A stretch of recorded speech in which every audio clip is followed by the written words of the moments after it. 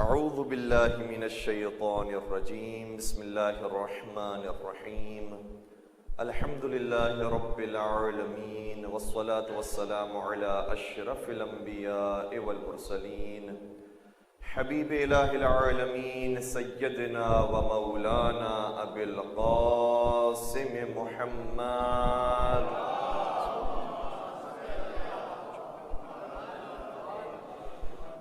وعلى أهل بيته الطيبين الطاهرين المعصومين المظلومين الذين أذهب الله عنهم الرجس وطهرهم تطهيرا.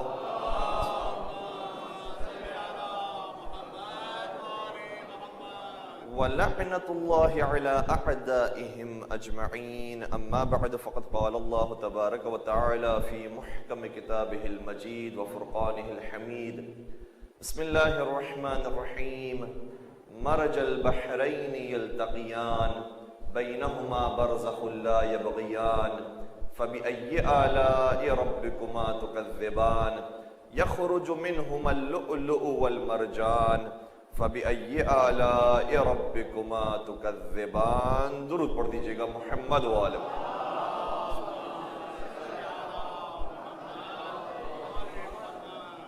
اعزائے گرامی قدر، ایام فاطمیہ کی اس مقام کی آج کی دوسری مجلس ہے، اور اس خمسہ مجالس کے لیے جس عنوان کا انتخاب کیا گیا ہے وہ دختر رسول اور تربیت امت ہے.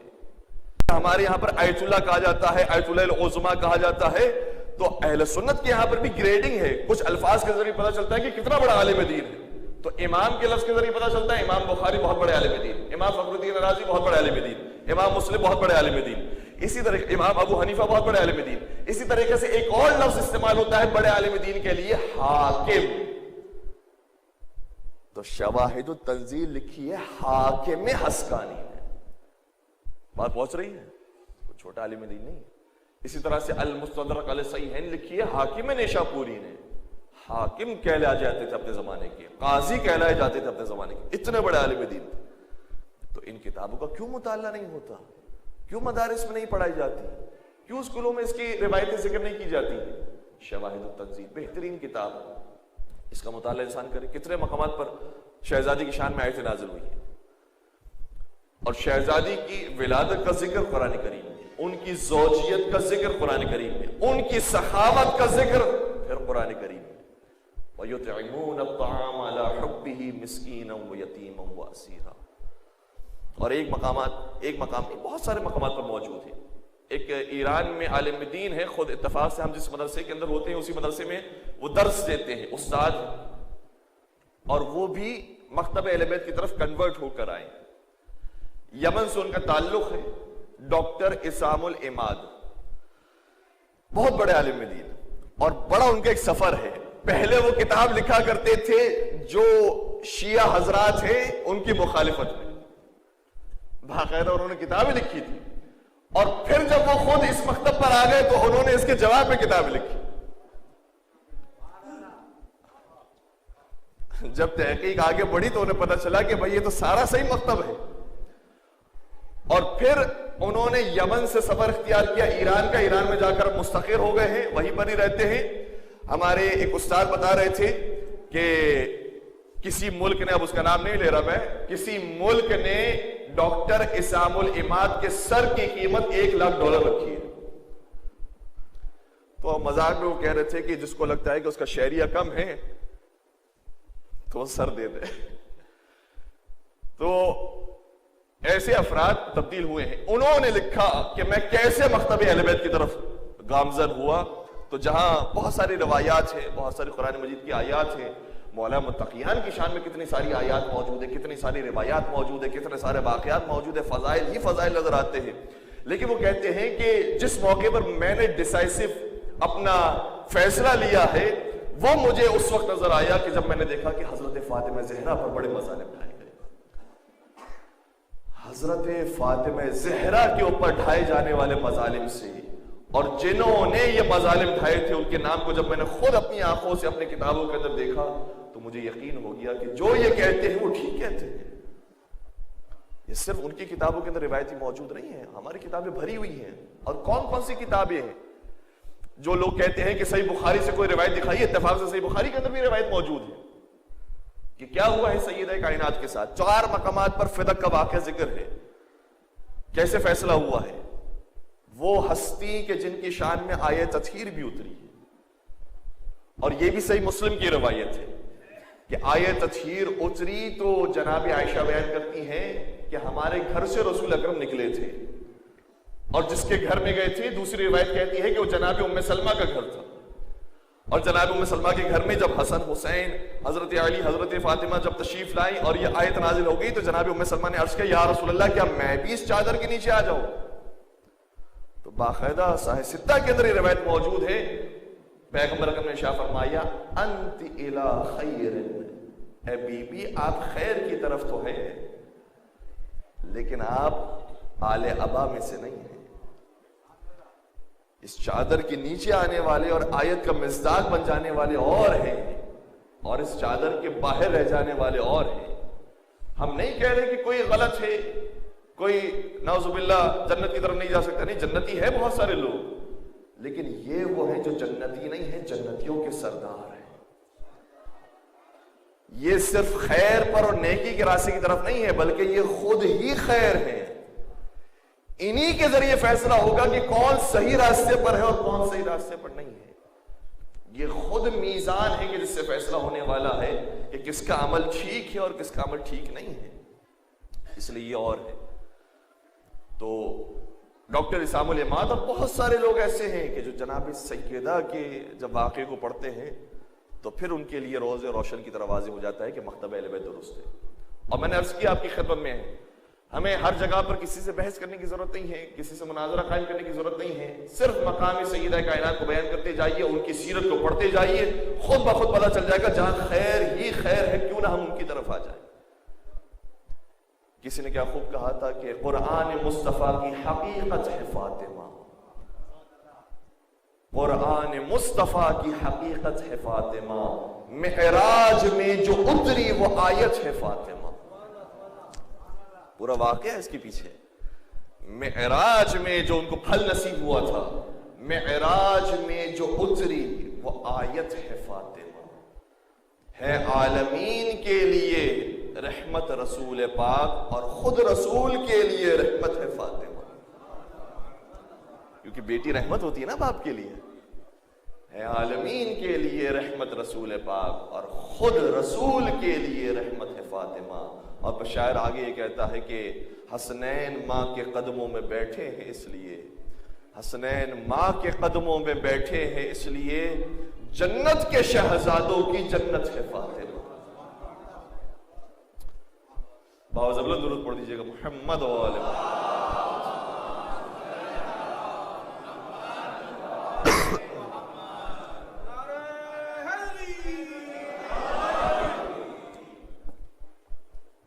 تو بہت ساری آیات ہیں جو سیدہ کائنات کی شان میں نازل ہوئی. انہی آیات کو اگر ہم بیان کریں تو وہی بہت کافی ہے.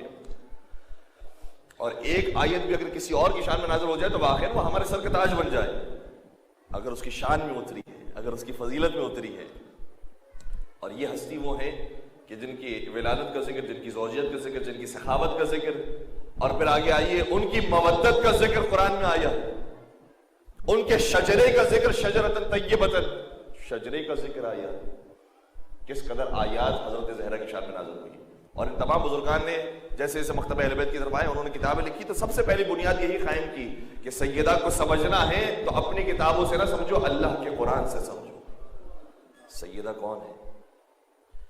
اور یہ آیات جب انسان پڑھ لیتا ہے تو اب میں سوال یہ کرنا چاہتا ہوں، سیدہ کائنات کا مقام مرتبہ اس قدر بلند ہے کہ اتنی آیات نازل ہوئی، اتنی آیات نازل ہوئی، کوئی سیدہ کے علاوہ کوئی دوسری خاتون لے کر آ جائیے اولین سے لے کر آخرین تک کہ جس کی شان میں اتنی ہی آیتیں اتنی ہو کہ جتنی بنت رسول کی شان میں اولین سے لے کر آخرین تک.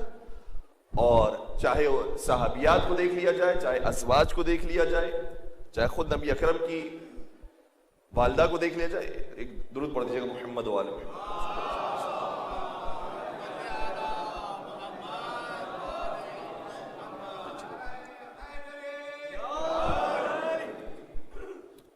جزاک اللہ، ماشاء اللہ، اللہم صلی علی محمد وعلی۔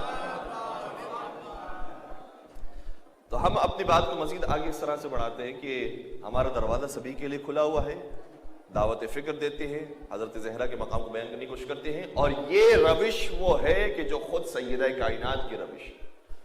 میں نے امام بارگاہ علی رضا میں ایک واقعے کا ذکر کیا تھا، ایک سنی شخص ہے اور عربی ہے، شیخ تھا، اس کی بیٹی پر کیسے کرم کیا ہے سیدہ کائنات نے، اس واقعے کو میں نے وہاں پر ذکر کیا۔ آج میں ایک دوسرے واقعے کا ذکر کر رہا ہوں جو آج ہمارے ہی موجودہ زمانے کا واقعہ ہے، اور کتاب کے اندر موجود ہے، اگر ریفرنس مجھ سے مانگنا چاہیں گے میں ریفرنس آپ کی خدمت پیش کر دوں گا۔ واشنگٹن کے اندر، امریکہ کے اندر یہ واقعہ پیش آیا، چونکہ وہاں پر تقریباً الحمدللہ ہمارا ماشاءاللہ سے مکتبہ اہل بیت جس طرح سے لوگ جا رہے ہیں دنیا جہاں کے اندر، اسی طرح سے مکتبہ اہل بیت بھی پوری دنیا میں منتشر ہو رہا ہے، پیغام اہل بیت بھی پھیلتا جا رہا ہے۔ تو امریکہ کے اندر بہت ساری امام بارگاہ ہیں، تو ایک امام بارگاہ سے ایک ایرانی خطیب واپس آ رہے تھے اپنی گاڑی میں بیٹھ کر، رات کا وقت اندھیرا تھا، ریڈ سگنل پر جب ان کی گاڑی رکی تو ایک خاتون آئی ان کی گاڑی کے قریب اور پہچان لیا کہ یہ ایرانی ہے، تو سوال کیا کہ کیا آپ ایرانی ہیں؟ تو کہا کہ ہاں میں ایرانی ہوں۔ اچھا، یہ خاتون وہ ہے کہ جن کا ایک ایرانی شوہر تھا، ظاہر سی بات ہے کہ ایران میں اکثریت اہل بیت کے چاہنے والوں کی ہے، اس لیے جانتی ہے کہ اہل بیت کن کن سے توسل اختیار کرتے ہیں، کن کن کا ذکر پڑھتے ہیں، لیکن خود یہ مسلمان بھی نہیں تھی، لیکن بڑی پریشان تھی۔ اس نے اس گاڑی والے جو ایرانی ذاکر تھے اس کو کہا کہ آپ ایرانی ہیں، میری بچی کے لیے شفا کے لیے دعا کر دیجیے، بچی بہت بیمار ہے۔ کہا کہ کیا ہوا؟ کہا کہ میری بیٹی کو بلڈ کینسر ہے اور مجھے معلوم ہے کہ آپ کے پاس کچھ ایسی چیز ہے کہ جس سے شفا مل سکتی ہے، آپ بتائیں میں کیا کروں، کیا پڑھوں؟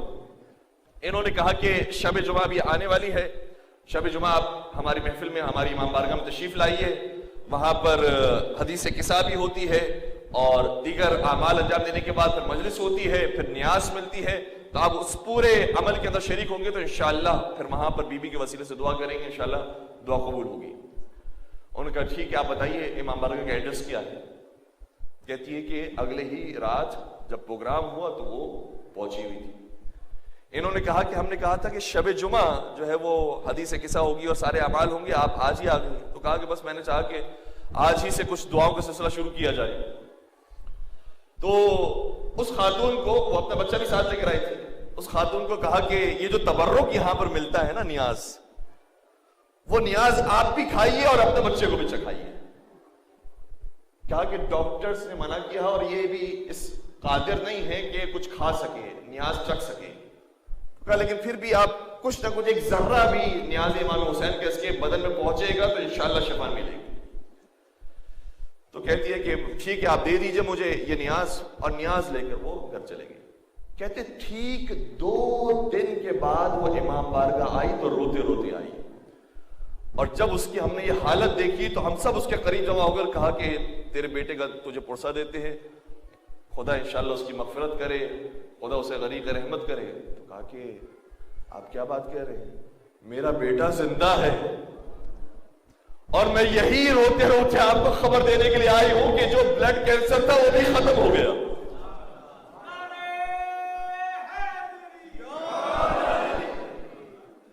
اور پھر اس سے پورا اپنا واقعہ بیان کیا، مائک پر آئی، پوری آڈینس کے سامنے، عزاداروں کے سامنے پورے واقعے کا ذکر کیا کہ مجھے یہ کہا گیا تھا، میں جب گھر پہنچی ہوں تو میں نے اس نیاز میں سے ایرانی کھانا ہے آش، کہا کہ میں نے اس نیاز میں سے صرف ایک نوالا اپنے بچے کو دیا تھا، میرے بچے کے اندر ایک روح آ گئی اور ایسی صحت ملی، ایسی تازگی اس کے اندر پیدا ہو گئی کہ ایسی ایسی وہ بیماری ٹھیک ہو گئی۔ باقاعدہ میں لے کر گئی ڈاکٹروں کے پاس اور کہا کہ اس بچے کو آپ نے کہا تھا کہ بلڈ کینسر ہے، یہ تو بچہ ماشاءاللہ سے ٹھیک ہو گیا، اس کو کچھ بھی نہیں ہے۔ تو ڈاکٹرز نے یہ دیکھنے کے بعد اور ساری رپورٹ دیکھنے کے بعد کہا کہ اس کو حضرت مسیح نے شفا دی ہے، اس کو حضرت عیسیٰ نے شفا دی ہے۔ اب انہیں کون بتائے کہ حضرت عیسیٰ جن کے گھر پر آ کر گداگری کرے اور جن کے در پر جا کر فقیری کرے، اس گھر والے نے اس کو شفا دی، اور روتے روتے اس سے پورا اپنے واقعے کو بیان کیا۔ تو حضرت زہرا کا دروازہ سے منحصر نہیں ہے اور محدود نہیں ہے عاشقوں کے لیے کہ جو چاہنے والے ہیں، ماننے والے انہی کو ملے گا۔ دروازہ سبھی کے لیے کھلا ہوا ہے. مکتب اہل بیت پر ہو نہ ہو، کوئی غیر مسلم ہو، اس کے لیے بھی دروازہ کھلا ہوا ہے. اگر وہ آئیں گے نہیں تو پھر کیسے ہماری بات پہنچے گی ان تک؟ کیسے وہ قریب ہوں گے اہل بیت سے؟ اس لیے اہل بیت کے دروازے پر جتنے آنے والے افراد ہیں سبھی کو پیار بھی دیجیے، محبت بھی دیجیے، عزت بھی دیجیے، رسپیکٹ بھی دیجیے. اور پھر ہم جناب سید کائنات کی جب شخصیت کو بیان کریں گے، ان کی سیرت کو بیان کریں گے تو خود بخود وہ شہزادی کے چاہنے والوں کے اندر شامل ہو جائیں گے. اب آج میں کچھ شخصیت کے پہلو پر اور سیرت کے کچھ عنوان پر آپ کی باتیں بیان کرنے کی کوشش کروں گا. ایک مل کر درود پڑھ دیجیے گا محمد و آلہ.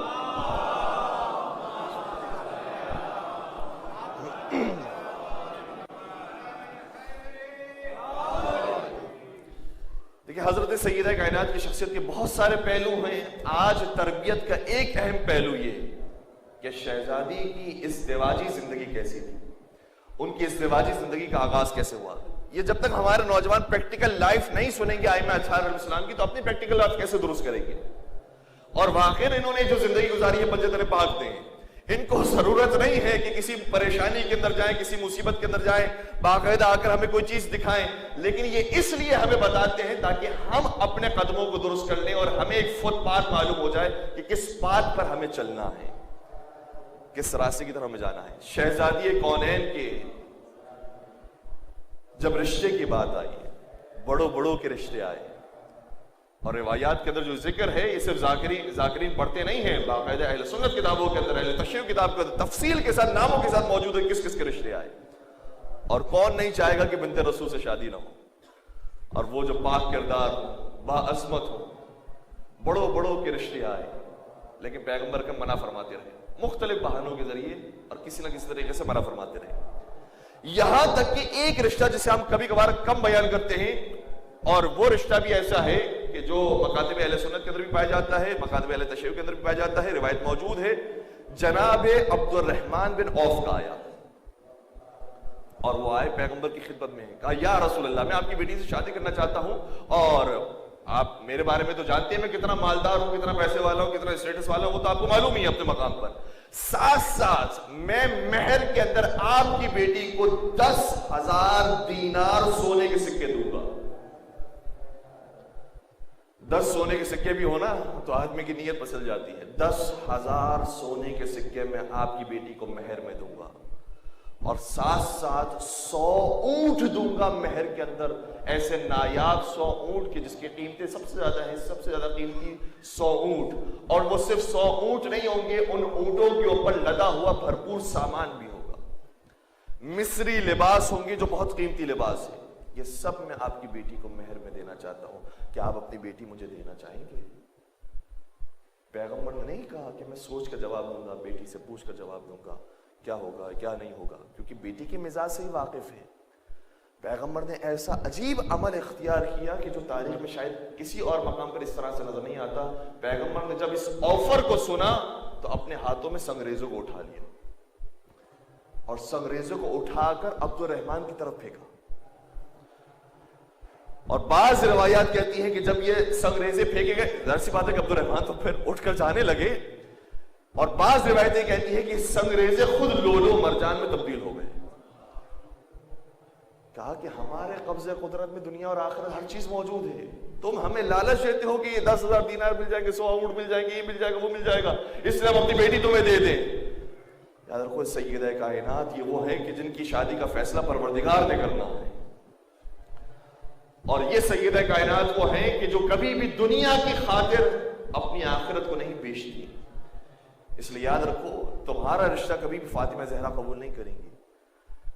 تھوڑا سا ہم اپنے ماحول کے اندر آ جائیں، تھوڑا سا اپنے یہاں پر بھی آ کر سوال کریں. رشتہ جب آتا ہے بیٹی کا ہو یا بیٹی کی بات چل رہی ہو، تو اگر پیسے والے نہ ہو تو سب سے پہلے ڈیمانڈ اور سب سے پہلے سوچ یہ ہوتی ہے کہ کہیں ایسا خاندان ملے کہ جہاں پیسے والے تو ہو. لڑکے تو بہت سارے ہوتے دنیا میں، کوئی بھی مل جائے گا. نہیں عزیزو، یہیں پر ہی ہماری غلطی ہے. ہماری غلطی کا آغاز ہی یہی سے ہوتا ہے کہ ہم سب کیا سمجھتے ہیں کہ سارے لڑکے برابر سے ہیں، ساری لڑکیاں برابر سے ہیں، سبھی تو 2 آنکھ والے ہیں، ایک ناک والے، ایک منہ والے ہیں. فرق کیا ہے؟ جی نہیں، قرآن کہتا ہے کہ کچھ ایسے انسان ہیں جو فرشتوں سے افضل ہیں، اور کچھ ایسے انسان ہیں جو جانوروں سے پست ہیں. اس لیے دکھنے میں تو یہ سب کے سب انسان دکھائی دیتے ہیں، سب کے سب عام لڑکیاں دکھائی دیتی ہیں، لیکن ان کے اندر زمین و آسمان کا فرق ہوتا ہے۔ اس لیے اپنے بیٹی کی شادی ایسے مقام پر کرو کہ جو فرشتوں سے افضل تمہیں دکھائی دے، اس کا تقویٰ تمہیں فرشتوں سے افضل دکھائی دے، اس کی صداقت، اس کی امانت داری تمہیں فرشتوں سے افضل دکھائی دے، اس کا اخلاق فرشتوں سے افضل دکھائی دے۔ اور ایسے لوگ اسی دنیا میں رہتے ہیں، ہر زمانے میں رہتے ہیں، لیکن تلاش کرنے کی ضرورت ہے۔ کچھ چیز ایسی ہے کہ جو بہت آسانی سے ہمارے سامنے آ جاتی ہے کہ اس کا مکان کتنا بڑا ہے، اس کے پاس گاڑی کون سی موجود ہے، کہاں پر جاب کرتا ہے، یہ چیزیں ہمارے سامنے آ جاتی ہیں۔ لیکن اگر ہماری نیت یہ ہو کہ ہمیں واقعی ایسے لڑکے کو دینا ہے اپنی بیٹی کو کہ جو مانوی کردار رکھتا ہو، تو پھر انسان خود بخود تلاش کرنے کے لیے نکلے گا۔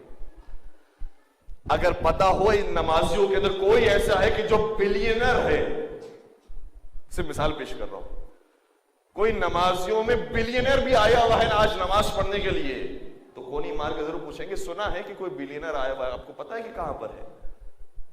معلومات لیں گے، نہیں پتا، اس کی گاڑیاں نہیں کھڑی ہوئی ہیں، اس کا جاؤ حشم موجود نہیں ہے، صرف سنا ہے کہ کوئی آیا ہوا ہے تو پوچھیں گے۔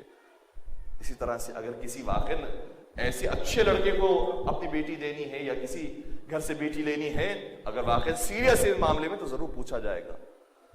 اور یہ جو 15-20 سال کی زندگی ہے، اسی سے ہی فیصلہ ہو جاتا ہے کہ اس کی باقی 50-60 سال کی زندگی کیسے گزرنے والی ہے۔ اور یہ ماہرین کہتے ہیں، بلکہ ماہرین نے بڑی عجیب بات کی۔ کچھ لوگوں کو شکایت ہوتی ہے کہ ہمارا بچہ اسکول میں جانے کے بعد خراب ہو گیا، اس کی صحبت ایسی نہیں ہے، اس کے اساتذہ ایسے نہیں، اس کو ماحول ایسا نہیں ملا ہے۔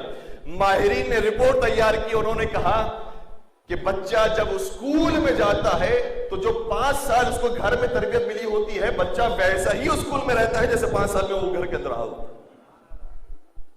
اسکول میں جا کر وہ خاص تبدیل نہیں ہوتا، 5 سال کے عرصے میں اس کا اسٹرکچر بن جاتا ہے۔ تو 15 سال تک لڑکا، 15 سال تک لڑکی، 20 سال تک لڑکا پہنچ جائے تو پتہ چل جاتا ہے کہ یہ لڑکی کا مزاج کیا ہے، کس طریقے سے آگے چلنے والا ہے۔ اور محسوس کر لیجئے گا، مولائے متقیان کی زندگی کوئی بہت زیادہ بڑی عمر نہیں تھی، ابھی 10 برس کے تھے کہ مکے میں اعلان نبوت ہوا، 23 برس کے تھے کہ جب ہجرت ہوئی، اور یہی 23، 24، 25 برس کی عمر مبارک تھی کہ جب شادی ہو گئی۔ تو اسی 25 برس کی عمر کے اندر فیصلہ کر لیا کہ یہ شخص وہ ہے، یہ لڑکا وہ ہے کہ جو باقی تمام انسانوں سے مختلف ہے، اس کی شجاعت اور ہے، اس کی قربانیاں اور ہے، اس کی سخاوت اور ہے۔ اس لیے کبھی کبھار یہ کہہ کر کہ سبھی برابر ہیں لڑکے، ہمیں کیا پتا یہ نان سیریس ہے۔ اگر سیریس ہوں گے تو یقیناً جان سکتے ہیں کہ کون سا لڑکا اچھا ہے، کون سا لڑکی اچھی ہے۔ اور پھر سیدہ کائنات کی خدمت میں جب علی مرتضیٰ کا رشتہ آیا، روایتیں کیسی کیسی ہیں۔ نبی اکرم نے سوال کیا ہے تمہارے پاس کیا ہے؟ کہا کہ میرے پاس تو ایک گھوڑا ہے، بعض روایتوں کے مطابق کہا کہ ایک اور سواری بھی ہے اور گھوڑا ہے، اس کے علاوہ میرے پاس ایک تلوار ہے، ایک زرہ ہے۔ پیغمبر نے فرمایا جاؤ زرہ کو بیچ کر آؤ۔ زرہ کتنے میں بکی؟ 500 درہم میں بچ گئی۔ روایتیں مختلف بھی ہیں لیکن عام طور پر روایتوں کے اندر 500 درہم میں زرہ بک گئی۔ کہا کہ جو 500 درہم ملے ہیں اسی سے اپنے گھر کے وسائل کو تیار کرو۔ 500 درہم کو اگر میں شاید آج کے زمان میں کنورٹ کروں نا تو تقریباً یہ کچھ 50,000 روپے بنتے ہوں گے۔ 50,000 روپے کا کیا آتا ہے؟ کوئی بہت بڑا فرنیچر نہیں آ سکتا، کوئی اچھا سا فریج نہیں آ سکتا، کوئی اے سی نہیں آ سکتا، کوئی بہت زیادہ ہائی فائی قسم کی چیز نہیں ہو سکتی۔ کیا آ سکتا ہے؟ اچھی کراکری تھوڑی سی آ سکتی ہے، کچھ پلیٹیں، کچھ چمچ، کچھ برتن، یہ اچھے آ سکتے ہیں، یہ لے لیے۔ چٹائی آ سکتی ہے، چٹائی لے لی۔ اوڑھنے کے لیے کوئی چادر آ سکتی ہے، وہ لے لیا، لحاف لے لیا۔ بچھانے کے لیے کوئی چیز آ سکتی ہے، ہاں گوسفند کی کھال وہ لے لی۔ بس یہ کچھ گنی چینی چیزیں تھیں۔ اور پیغمبر نے جب ان چیزوں کو دیکھا، اپنی بیٹی کو رخصت کر رہے تھے، دیکھا تو آنکھوں میں آنسو آ گئے اور فرمانے لگے، دعا کرنے لگے، اللہم بارک لی قوم، پروردگارا ان چیزوں کو اس قوم کے لیے مبارک قرار دے، بابرکت قرار دے۔ کل میں نے آپ کی خدمت بیان کیا تھا برکت کسے کہتے ہیں؟ ظاہری طور پر تو بہت کم ہے لیکن اس کی افادیت بہت زیادہ ہے کہ اس کے اندر برکت قرار دے، اور ان چیزوں کے اندر برکت قرار دے کہ جس کی اکثر اشیاء مٹی سے بنی ہوئی ہے، مٹی کے برتن ہیں، مٹی کا جو اشیاء ہے، کروکری ہے، کہا کہ یہ جو اکثر اشیاء مٹی کی بنی ہوئی ہے اس کے اندر برکت قرار دے۔ اللہ اکبر، کیسی برکت آئی ہے اس گھرانے کے اندر کہ جو شہزادے پیدا ہوئے ہیں، حتیٰ شہزادیاں پیدا ہوئی ہیں، آج تک لوگ ان کا ذکر کرتے ہیں۔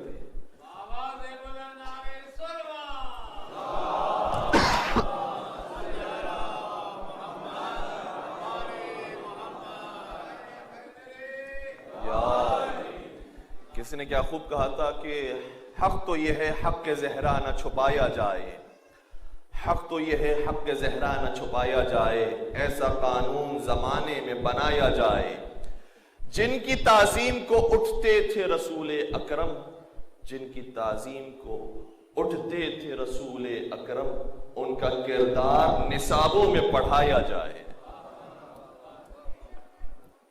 ان کا کردار کیسا تھا، کیسے زندگی گزارتے تھے، یہ بھی تو معلوم ہونا چاہیے۔ اور آئے ہیں بہت ساری اور معاملات تاریخ تشیع کے اندر، میں آپ کی خدمت بیان کروں گا۔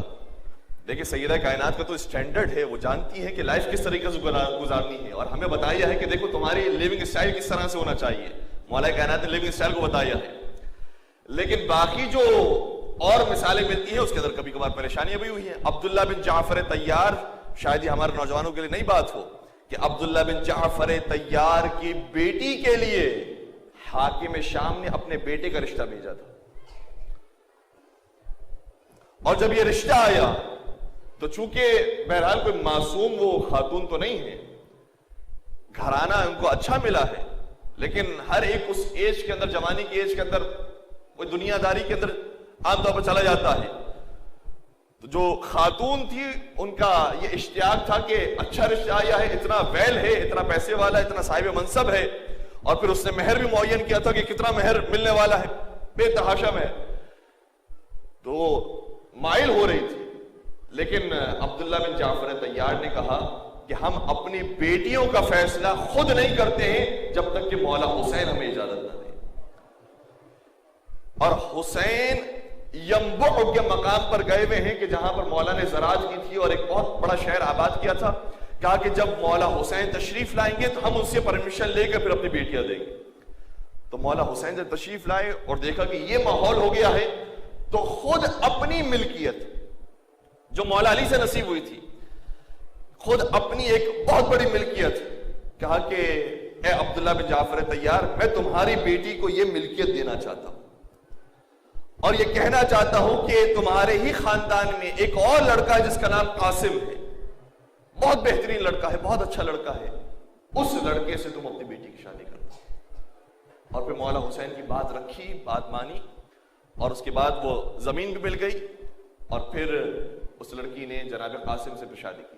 البتہ وہ قاسم نہیں کہ جو جناب قاسم بن حسن ہے، ایک اور جناب قاسم کی جو بنی ہاشمی کے اندر تھے، ان سے شادی کی۔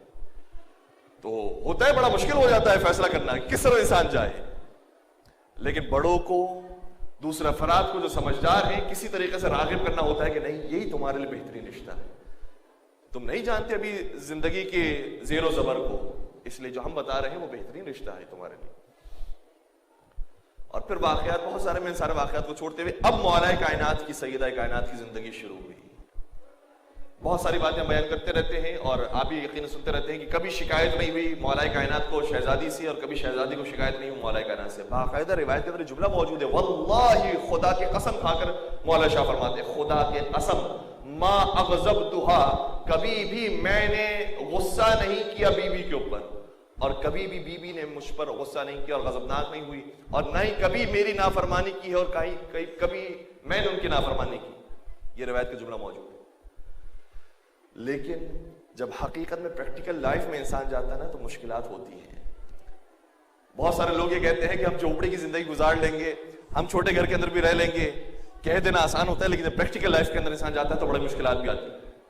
لیکن بیوی کا جملہ یہ ہے، بالخصوص خاتون کے بارے میں یہ آیا ہے، کیونکہ خاتون ابھارتی ہے عام طور پر اپنے شوہر کو کہ یہ کام کرو، تم بڑی اچھی آفر آئی ہے، جاؤ بینک کے اندر، یہ فلاں جاب کے اندر، تو خاتون کے لیے ذرا مشکل ہوتا ہے۔ بی بی شاہ فرماتی ہیں، الہی لأستحیی من الہی، فرماتے ہیں کہ مجھے شرم آتی ہے اپنے پروردگار سے کہ اے علی میں تمہیں کسی ایسے کام کا حکم دوں یا کسی ایسے کام پر میں مجبور کروں کہ جس کو تم انجام نہیں دے سکتے، کیونکہ ظاہری طور پر جو حالات ہیں، میں کسی ایسی چیز کو ڈیمانڈ کروں کہ جو تم ظاہری طور پر، ورنہ تو پوری کائنات ان کے اختیار کے اندر ہے، لیکن ہمیں جو پریکٹیکل لائف بتائی ہے، جو اپنی سیرت بتائی ہے، اس کے اندر کہا کہ مجھے شرم آتی ہے اپنے پروردگار سے کہ میں تمہیں کسی ایسے کام کے لیے مجبور کروں کہ جو تم لا کر نہ دے سکو۔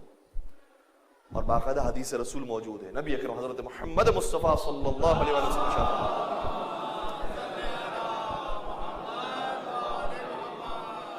فرماتے ہیں کہ خاتون اگر نماز روزے کی پابند ہو، بیوی اگر ویسے دیندار ہو، لیکن اپنے شوہر کو کسی ایسے کام پر مجبور کرے جو شوہر کر کے دے ہی نہیں سکتا، تو کہا کہ ایسی خاتون کے پروردگار کسی بھی عمل کو قبول نہیں کرے گا، پروردگار اس کے کسی عمل کو قبول نہیں کرے گا اگر اس نے شوہر کو کسی کام کے لیے مجبور کیا۔ اور اسی طریقے سے شوہر کے بارے میں بھی روایت ہے، چھٹے امام جعفر صادق علیہ السلام نے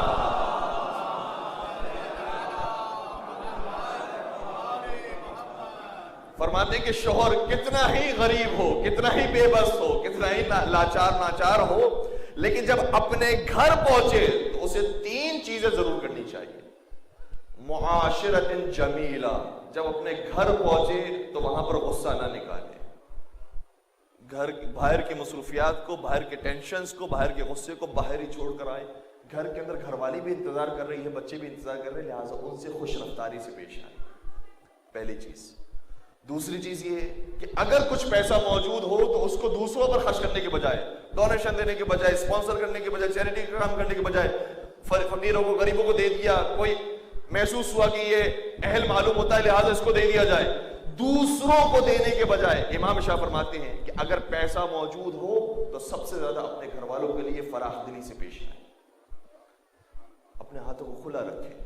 اور روایتی اس سلسلے میں بڑی سخت ہے، روایتی کہتی ہیں کہ اگر انسان نے اپنے ہاتھ کو اپنے گھر والوں کے لیے کھلا نہیں رکھا تو گھر والے کبھی کبھار بد دعا کرتے ہیں اس شخص کے لیے جو کما کر لے کر آ رہا ہے، لیکن گھر والوں کو خرچ نہیں کرتا، اور خدا پھر اس کی دعا، ان کی دعاؤں کو قبول کر سکتا ہے۔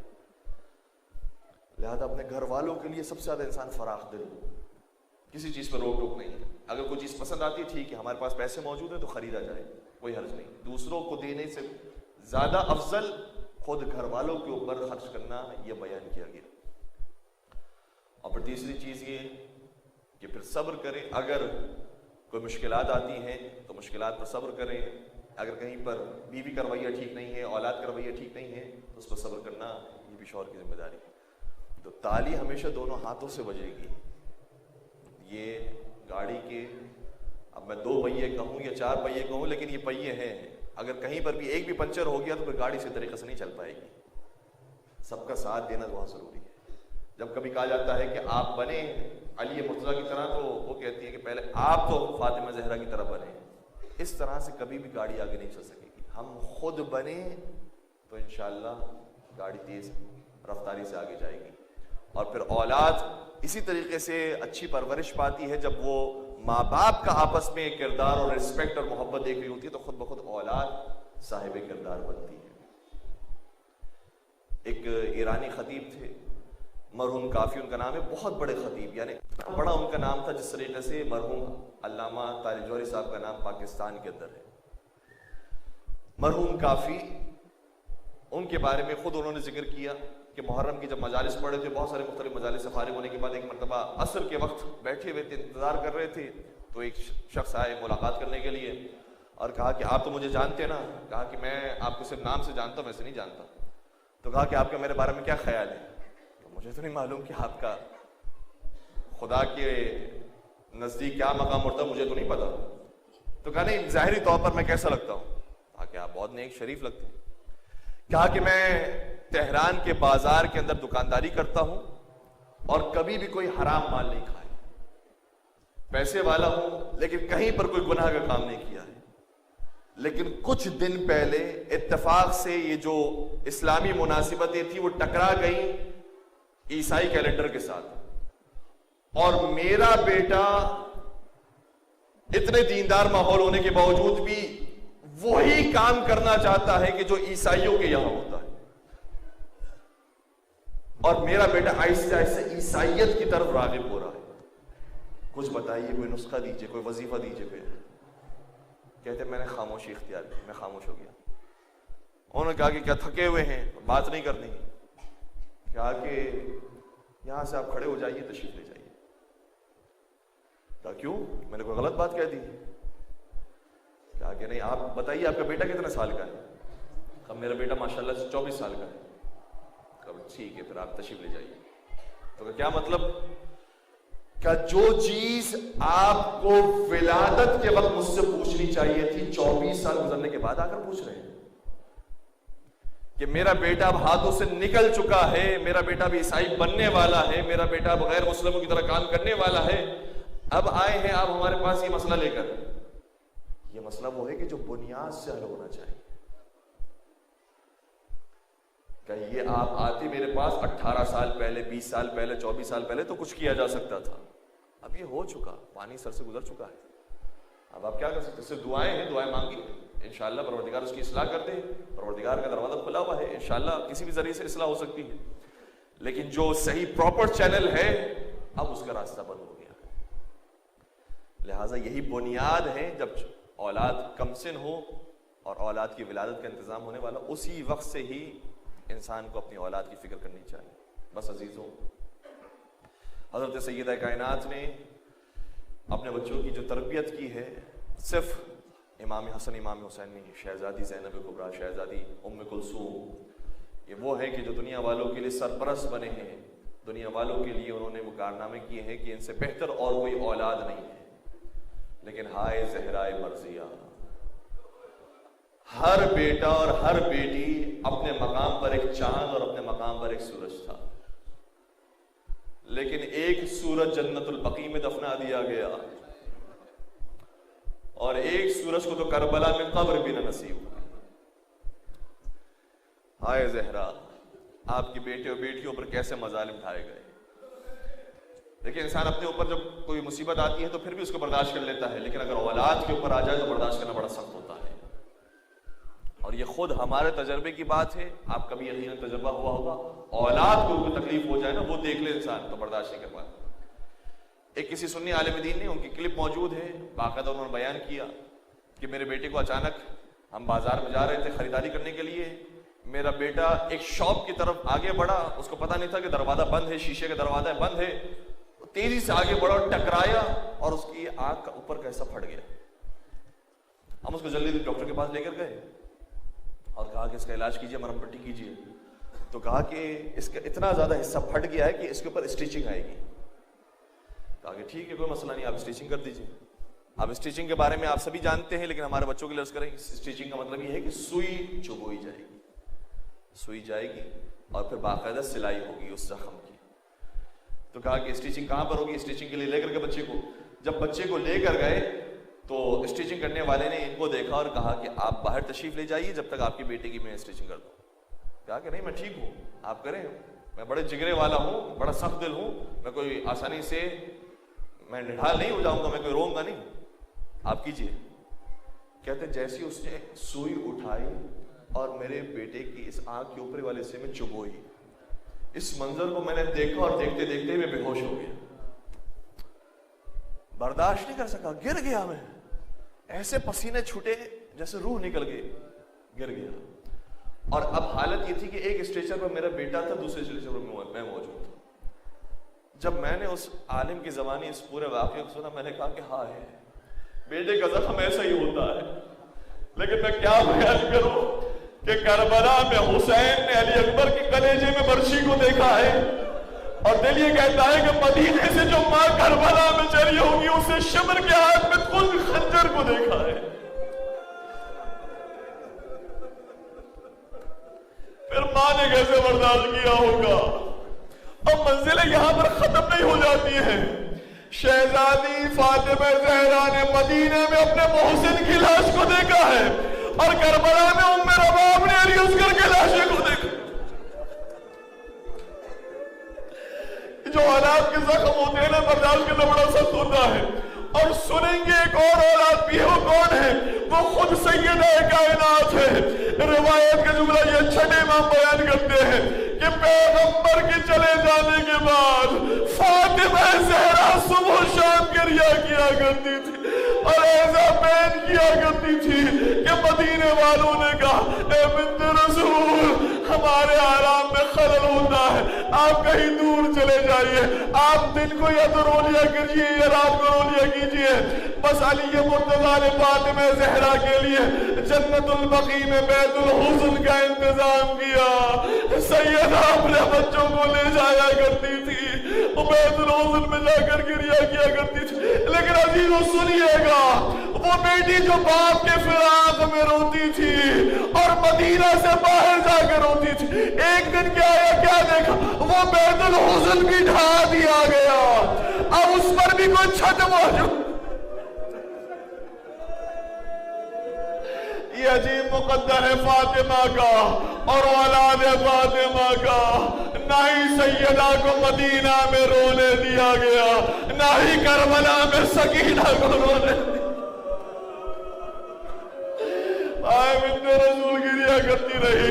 اور میں اس بات کا جواب بھی دینا چاہوں گا کہ وہ بی بی جو امام حسن کے سامنے فرمائے بیٹا الجار ثم الدار، پہلے پڑوس والوں کا حق ہوتا ہے پھر گھر والوں کا حق ہوتا ہے۔ کیسے ممکن ہے کہ بی بی کی آواز اتنی بلند ہو جائے کہ پڑوس والوں کو اذیت ہو رہی ہو؟ میرا دل نہیں مانتا اور دل یہی کہتا ہے، اور محققین نے لکھا ہے یہ پڑوس والے بھی وہ تھے جنہیں مجبور کیا گیا کہ سیدہ کی آواز کو دبایا جائے، سیدہ کو رونے نہ دیا جائے، کئی لوگ علی کی حمایت میں کھڑے نہ ہو جائے، اس لیے اس بہانے کو پیش کیا گیا۔ میں کہا میں سیدہ آپ کتنی مظلوم ہیں کہ رونے کے لیے گھر میں جگہ نہ ملی، قبر رسول کے پاس نہ رو سکی، باہر جا جا کر گریہ فرمایا کرتی تھی۔ لیکن مجھے یہ بھی کہنے دیجئے، آپ روتی تھی تو صرف شکایت ہوتی تھی، کربلا میں جو اولاد حسین روتی تھی تو پھر درے لگائے جاتے تھے، پھر تماچے مارے جاتے تھے، پھر تازیانے ورزائے جاتے تھے۔ اور بی بی فرماتی رہی صبت علی مصائب لو انہا صبت علی الایام سرنا لیالیا۔ بابا آپ کے جانے کے بعد وہ مصیبتیں مجھ پر پڑی، روزے روشن پر پڑتی تو تاریک راتوں میں تبدیل ہو جاتی۔ میں نہیں کہتا کہ سیدہ کے اوپر ڈھائے جانے والے مظالم کم تھے، لیکن یہ ضرور کہوں گا کہ سیدہ آپ نے جو یہ جملہ ادا کیا ہے پورے کربلا کے مسائل کو سننے کے بعد ہم نے نہ زینب کبریٰ کی زبان سے یہ سنا کہ صبت علیہ مصائب، نہ ہی سکینہ کی زبان سے سنا صبت علیہ مصائب۔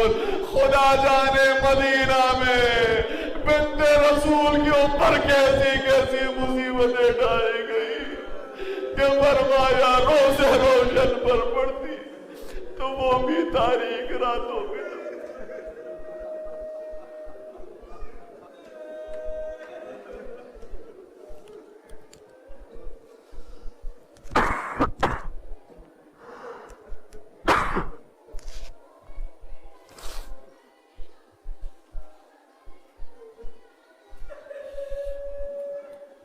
ألا ولعنة الله على القوم الظالمين وسيعلم الذين ظلموا أي منقلب ينقلبون۔ پالنے والے ہمارے اس خلیص عبادت کو اپنی بارگاہ میں قبول فرما۔